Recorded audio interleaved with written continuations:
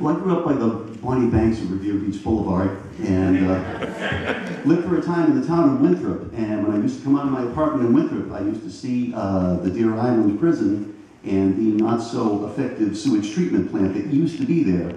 And what I didn't know until recently is that back in the 1800s, it was a quarantine hospital for people coming over during the famine years. And there were a number of people that survived the trip over and got to Boston and were diagnosed with cholera and were not allowed to enter the city. And they accidentally disinterred about 800 graves that they'd kind of forgotten that were there, of people that died on the island.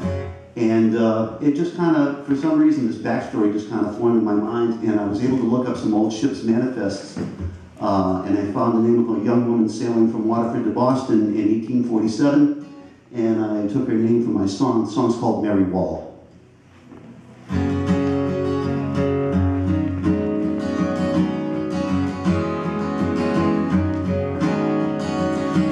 Mary Wall is my name, and to Boston I came to work the fine houses so grand. And my story's not long, so I'll tell you in song how my bones came to rest in this land. From Waterford Quay, I put out to sea on the Flora one day in July. Our crop, it was lost, and we reckoned the cost of our back rent impossibly high. And so it fell to my lot to take all that we got, to find work and send money back home. So I said my goodbyes, and with tears in my eyes, I was gone far away over the phone.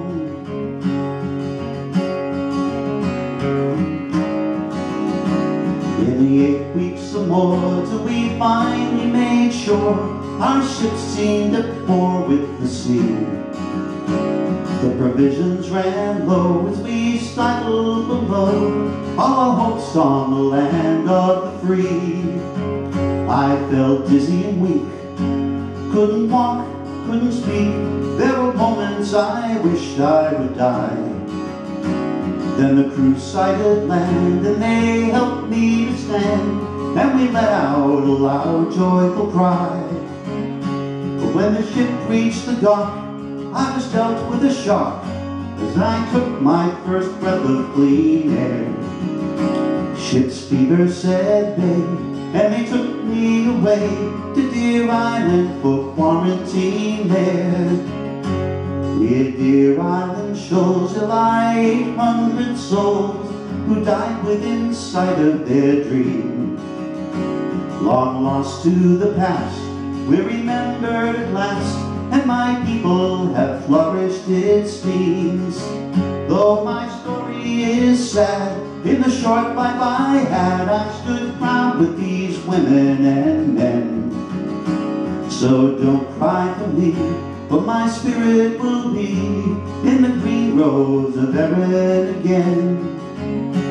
No, don't cry for me, but my spirit runs free in the green groves of Erin again.